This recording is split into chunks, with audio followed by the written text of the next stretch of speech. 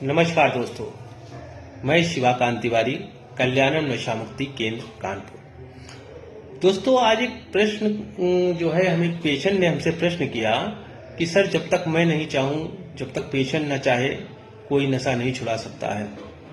तो मेरा मानना है कि ये बात तो ठीक है, विचार तो पेशेंट को ही बदलना पड़ेगा, लेकिन कुछ एक ऐसे नशे होते हैं जो बड़े नशे होते हैं जिसमें आपको मेडिकल ट्रीटमेंट की आवश्यकता पड़ेगी। जैसे आप इंजेक्शन का नशा कर रहे हैं, स्मैक का नशा कर रहे हैं, अल्कोहल ले रहे हैं, आप नींद की गोली का नशा कर रहे हैं, आप भांग का कर रहे हैं, गांजे का कर रहे हैं, है ना, ऐसे व्हाइटनर का है, थिनर का है। तो ये जो बड़े बड़े नशे होते हैं, इनका अपना एक विड्रॉल फीलिंग कंडीशन होती है। वो लक्षण जो डिपेंडेंसी के कारण जो है होने लगता है जब नशा नहीं मिलता है, तो उसी के कारण लोग नशे की तरफ भागते हैं और नशा करते हैं। ठीक है, अब इसमें बात रही कि हम यहाँ पर जो डिपेंडेंसी में है उससे निकलने के लिए साइकेट्रिक दवाओं का सिम्टोमेटिक ट्रीटमेंट करके, काउंसलिंग के माध्यम से किसी न किसी तरीके से उस कंडीशन से बाहर निकालते हैं।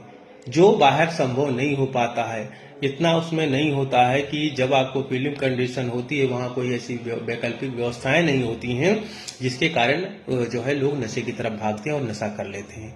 यहाँ पर वो चीज संभव नहीं होती है, इसलिए नशे को छोड़ते वक्त आसानी होती है। दूसरी चीज, विचार तो स्वयं को ही बदलना पड़ेगा, और अगर हमने एक बार विचार को बदला, आपको उस दलदल से बाहर निकाला और उसके बावजूद भी आप रिलैप्स हो रहे हैं, तो कहीं ना कहीं आपको किसी चीज का कोई एक तरीका का मान के चलिए कि किसी बात की कोई परवाह नहीं है। जब आप नशे की कंडीशन में थे, उस फीलिंग, उस विड्रॉल को परिवार ने, हम सब लोगों ने बताया कि आप नशे की कंडीशन में क्या क्या कर रहे थे, गाली गलौज, मारपीट, नसों को काट लेना, अपने जो है चोरी कर लेना, दुनिया भर की चीजें बताई जा रही थी। और उसके बावजूद भी अगर आप जाकर लापरवाही कर रहे हैं, तो इसका मतलब कि वो कहीं ना कहीं वो एक क्राइम हो जाता है, और क्राइम हो गया है तो वो फिर जो है कहीं ना कहीं उसमें ये लापरवाही शामिल हो जाती है। अगर आपको पता है कि नशा करने के बाद आप गाली गलौज, मारपीट ये सब करते हैं, तो वहां पर आप सुधार नहीं कर रहे हैं। इट मीन्स क्या आप ये चाह रहे हैं क्या? जब आपके अंदर ही सारी काबिलियत है, जब आप ही चाहें इस दलदल से निकल सकते हैं, आप ही के अंदर वो कैपेसिटी है, तो जब बताया जा रहा है कि आप नशे की कंडीशन में कौन कौन से कृत्य करते हैं, बच्चों को मारपीट करते हैं, है ना, शारीरिक प्रॉब्लम होने लगती है, मानसिक प्रॉब्लम होती है, ब्लैकआउट कंडीशन में चले जाते हैं, और घर में लड़ाई करते हैं, माँ बाप से लड़ाई करते हैं, पत्नी को मारते पीटते हैं। अगर ये नशे की कंडीशन में करते हैं और जब यहाँ ठीक करके उसको ये बताया जा रहा है, उसके बावजूद भी अगर विचार नहीं बदल रहे हैं, तो ये कहीं ना कहीं ये क्या है?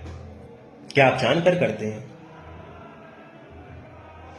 तो अगर आप जान के नहीं करते हैं, तो कहीं ना कहीं फिर क्यों करते हैं?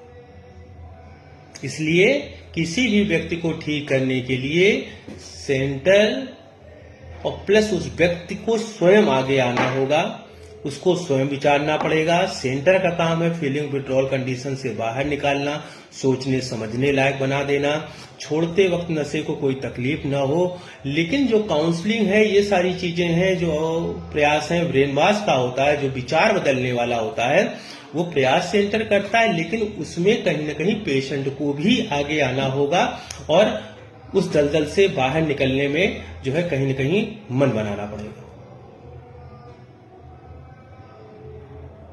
और किसी चीज का मन बनाना है नहीं बनाना है, उसके पॉजिटिव निगेटिव परिणाम पे डिपेंड करता है। अगर परिणाम गलत आ रहे हैं तो उस चीज को फिर क्यों ढोना? उसके बावजूद भी अगर उस चीज को कर रहे हैं, तो ये कहीं ना कहीं ये लापरवाही है, बहुत बड़ी लापरवाही है, मेरा मानना है।